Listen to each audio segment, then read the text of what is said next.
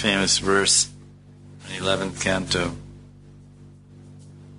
541. Devarshi bhutata nimpratinam akinkaro nayamrit chavrajan sarvatmanaya sharanam sharanyam kato mukundam parivrittikartam. This is Karabhajana addressing King Nimi.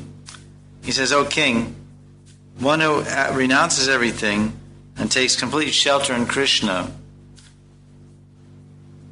as the only and supreme object of his life, such a person he has no more debts, or he never becomes indebted to the demigods, the rishis, the created beings, to his ancestors, his relatives. He does not become indebted to any of them. So he doesn't owe anyone anything.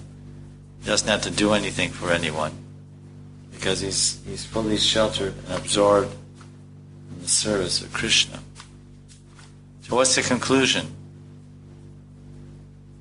It's a very inspiring conclusion, because we can understand that Bhakti Yoga is totally independent and self-sufficient.